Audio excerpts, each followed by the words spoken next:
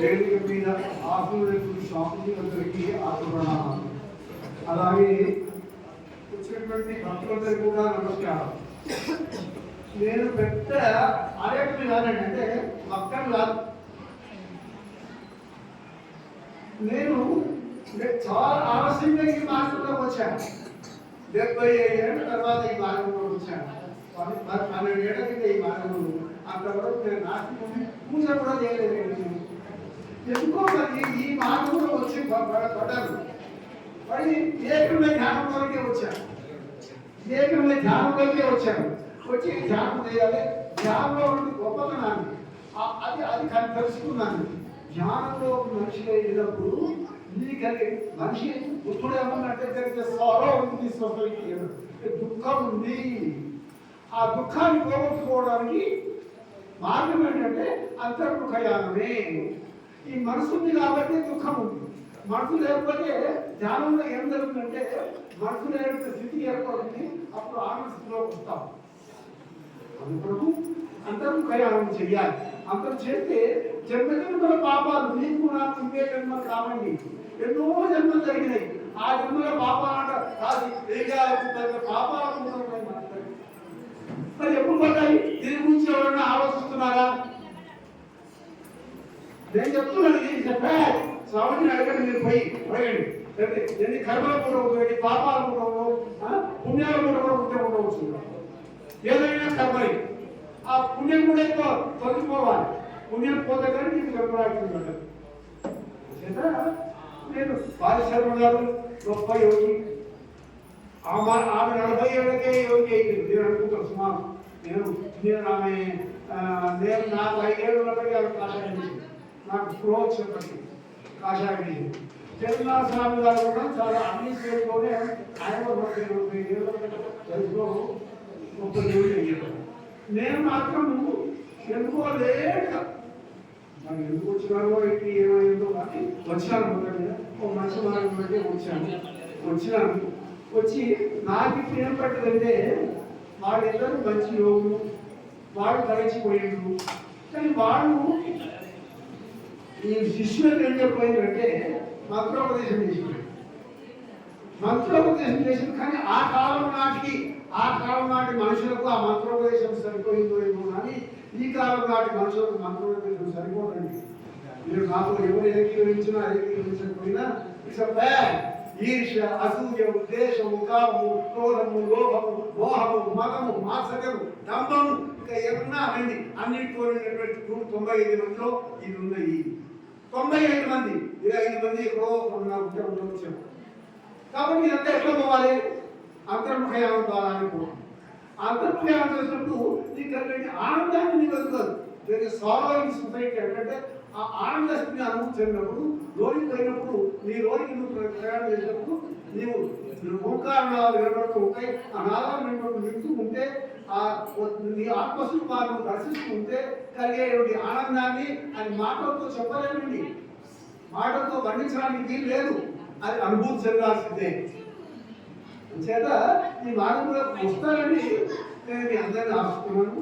ఇంకొకటి దీనికి నేను ఒక నాకు 77 ఏళ్ళండి. ఇంకా మా అంటే చెప్పుకోకుండా సాధారణంగా 80 ఏళ్ళ దగ్గర అంటే నా క్లాస్మేట్స్ హై స్కూల్లో చదివే క్లాస్మేట్స్ కూడా ఎవరో ఒకటి దగ్గర ఉండలేవు. కానీ మా ఊళ్ళో కూడా ఒక ఆయన ఉన్నాడు. నాకంటే 50 చిన్న ఆయన. అతను ఉన్నాడు. ఇంత ఉంది అడుగుతాడు, బాబా నువ్వు ఇంత బాగా పెట్టుకున్నాను అంటే రాబాయి నా దగ్గర అంటే నేనే వస్తాను. ఇది సాధనలో ఉన్నటువంటి గొప్పతనం. నేను సాధనలో ఉన్నాను కాబట్టి 33 ఏళ్ళకే నా షుగర్ తీసి షుగర్ వచ్చిందండి. ఈ రోజు 53 ఏళ్ళ తర్వాత షుగర్తో నేను స్పృహ లేదండి. ఈ సాధనలో ఈ అంతర్ముఖయానంలో ఇంత గొప్పతనం ఉంది. అది మీరు తెలుసుకోరు. అది తెలుసుకోవాలని చెప్పేది. అంతర్ముఖయానంలో రోగాలు నయమైతాయండి. రోగాలు నయమైతాయి.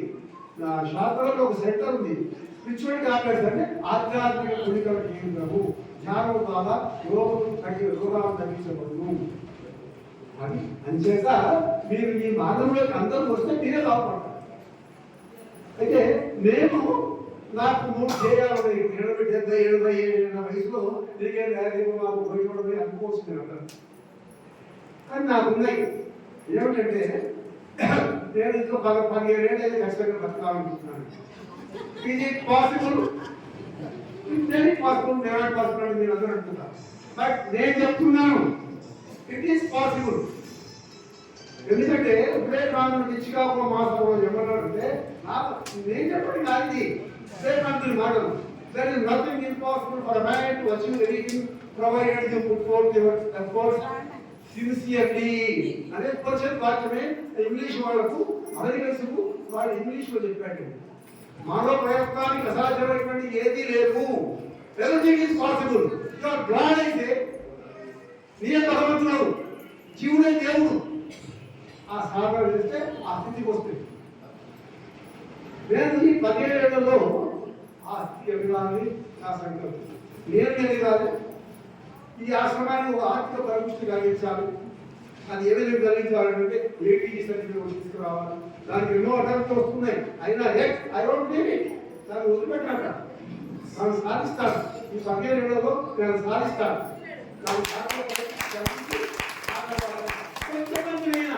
కొంతమందినైనా అండర్లైన్ చేసుకోవాలి. కొంతమందినైనా ఆత్మజ్ఞానులుగా తయారు చేసి ఆత్మజ్ఞాన శిక్షణార్థులుగా నా సంకల్పం. దానికి భగవంతుడు తప్పకుండా నా సహాయం చేస్తాను. నేనే భగవంతుడిని ఆ స్థితి ఎదగాలి. ఇంకా still I'm going on that way. I don't say that I'm perfect master. ఆ మార్గంలో పోయి సాధకుంది నేను అది నచ్చిందండి అని చెప్పు. మీ అందరి సహకారం నాకు ఉంటామని ఆశిస్తూ ప్రేమించుకుంటున్నాను. శంకరయ్య స్వామి చాలా ఆవేదన ఏంటంటే 100కి 90 మందికి ఎందుకు పుట్టినో తెలియదయా అంటారు. మనం ఇంతమంది కదా నీకే కదా సార్ అంటే ఎందుకు పుట్టినో తెలిస్తే ఇట్లా దుర్మార్గాలు తెలియదయా. ఎవరు పేపర్లో వచ్చింది 10వ తరగతి స్టూడెంట్ ఒక పక్కకి దొంగతనం ఎట్లా చేయాలనేది ఫోన్లో నేర్చుకొని కాగితం మీద రాసుకొని ఒక అమ్మాయి అడ్డం వస్తే ఆమెను చంపేసి దొంగతనం చేసి ఇట్లాంటి వ్యవహారం చేయకొట్టి ఇట్లా అంటే పిల్లలకే ఇటువంటి దుర్మార్గాలు వచ్చినాక మానవుడు ఎందుకు పుట్టిండు అని ఎంతమందికి తెలిసింది అనేది నాకు నిజంగా అనిపిస్తుంది. వాళ్ళు నిజంగా అనుభవ జ్ఞానంలో గొప్ప జ్ఞానంలో అనుకూలం మిన్నది. అందుకే మనకు భగవద్గీతలో 2వ అధ్యాయం సంపూర్ణవంతుడు, 2 తర్వాత జ్ఞానం, తర్వాత 3వది కర్మ, తర్వాత జ్ఞానం, తర్వాత కర్మ సన్యాసం. అయినాక చివరికి ధ్యానం ఏమని చెప్పండి వీడికే శతకం అయిపోతుంది. ఇక్కడే మనకు భగవద్గీత పూర్తి అయినట్టే. ఇంకా అక్కడి నుంచి ఇంకా వివరణ భక్తి శతకం అట్లా అవుతుంది. అందుకని ఆ ధ్యానంలో స్థాయి ఉండడం చాలా గొప్పగా ఆవేశంగా ఎప్పుడు నిరంతరం ధ్యానంలో ఉంటారు. వారికి ధన్యవాదాలు తెలియజేస్తూ వారి ఆశయం ఏంటంటే అందరికి ఈ రోజు ఏమంటే సంకల్పం ఎక్కువ తొందరగా చేయాలి, ఎప్పుడో కొద్దిగా రావాలి, ఎక్కువ చేయాలి, ధ్యానం చేపించాలి. అందరినీ అన్నాడు. ధ్యానం మాస్టర్ కూడా వినిపించాడు. కానీ ఆ సార్కి ఏదో రాలేదు. రాకపోవడం కొంత అవకాశం దొరికింది మాట్లాడుకోవడానికి. ధ్యానానికి అంత ప్రేమ, అంత ఆప్యాయత ఉంటుంది. వారికి ధన్యవాదాలు తెలియజేస్తూ ఇంకా కార్యకర్తలు ఎంతో మంది మాట్లాడవలసి ఉంది. అయినా సరే మనం రోజు తినే వాళ్ళని తింటాము. కొద్దిగా లేట్ అయినా ఓకే కలిపోయి ఇప్పుడు మన ఈ ఆశ్రమానికి ముఖ్య కార్యకర్త మల్లారెడ్డి గారు. ఆయన లేకపోతే ప్రతి నెల 24వ తేదీ నాడు భగవద్గీత మీరు జరగదండి అని అనుకోవాలి. అంత ముఖ్యమైన కార్యకర్త.